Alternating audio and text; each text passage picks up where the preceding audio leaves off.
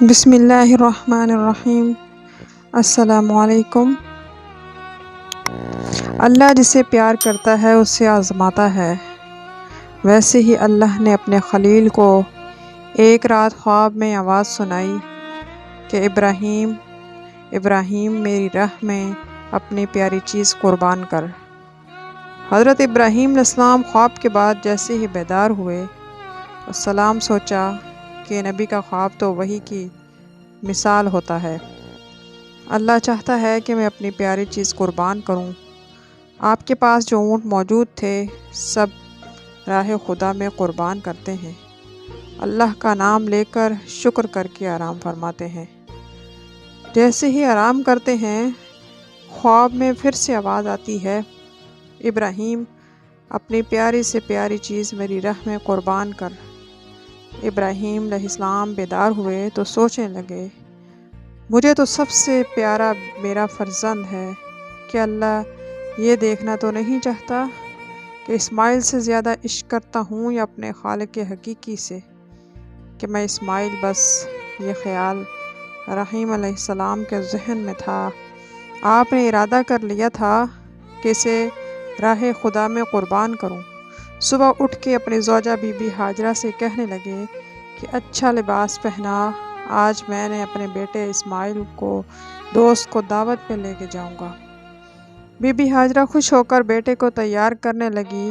اللہ کے نبی ابراہیم علیہ السلام حضرت اسماعیل علیہ السلام کو لے کر قربان گاہ کی طرف جانے لگے۔ اتنی دیر میں شیطان آیا، بی بی ہاجرہ سے کہنے لگا، آپ کے بیٹے کو دوست کے پاس نہیں بلکہ تمہارے کو مارنے کے لیے لے کے جا رہا ہے۔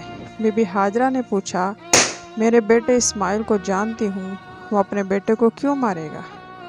ابراہیم علیہ السلام نے شیطان کہنے لگا، حضرت ابراہیم علیہ السلام اللہ کی طرف سے خواب دیکھا ہے کہ بیٹے کو قربان کروں اللہ کے لیے، تمہارا بیٹا قربان کر دے گا۔ بی بی ہاجرہ فخر سے بولی، اے شیطان تم پر اللہ کی لعنت ہو، اگر میرا بیٹا اللہ کی رضا کے لیے قربان ہو رہا ہے تو اس سے بہتر میرے لیے فخر کی کیا بات ہوگی، میرے ہزاروں بیٹے اللہ کے نام پر قربان۔ اس کے بعد شیطان حضرت اسماعیل علیہ السلام کے پاس آتا ہے اور اسے کہنے لگتا ہے، تمہیں پتہ ہے تمہارا والد تمہیں قربان کرنے کے لیے لے کے جا رہا ہے، تمہارے والد نے خواب میں دیکھا ہے کہ اللہ کی راہ میں اپنا بیٹا قربان کرے۔ فخر سے کہتے ہیں کہ اللہ کی راہ میں حضرت اسماعیل مجھے قربان ہونا پڑے تو اس سے بہتر میرے لیے کیا ہو سکتا ہے۔ پھر شیطان یہیں کے سوال لے کر حضرت ابراہیم علیہ السلام کے پاس آتا ہے اور کہتا ہے، اپنا پیارا بیٹا اسماعیل کیوں قربان کر رہے ہو؟ تمہیں کیا پتا کہ تمہاری قربانی قبول ہوگی یا نہیں؟ اتنی دیر میں حضرت ابراہیم علیہ السلام پتھر اٹھاتے ہیں اور شیطان پر لعنت کر کے پتھر مارتے ہیں۔ آج بھی وہ جگہ قائم ہے جہاں لاکھوں لوگ شیطان کو پتھر مارتے ہیں۔ پھر آگے آج اسماعیل بڑھتے ہیں، چلتے چلتے اپنے بیٹے سے کہنے لگتے ہیں کہ اسماعیل میں اللہ کی راہ میں تمہیں قربان کروں گا تاکہ یہ واضح ہو کہ میرے دل میں اسماعیل سے زیادہ اللہ کا عشق موجود ہے۔ حضرت اسماعیل علیہ السلام فخر سے کہتے ہیں کہ بابا، اس سے بہتر آپ کے فرزند اسماعیل کے لیے کیا ہوگا کہ مجھے اللہ کی راہ میں اللہ کا نبی قربان کرے۔ لیکن بابا میں کچھ عرض کرنا چاہتا ہوں، آپ بوڑھے ہیں، مجھ سے بے پناہ پیار کرتے ہیں، جب میرا گلا کٹے گا آپ دیکھ نہیں پائیں گے۔ بابا میں چاہوں گا کہ مجھے قربان کرنے سے پہلے آپ اپنی آنکھوں پر پٹی باندھ لیں، میرے ہاتھ پاؤں رسی سے باندھ لیں۔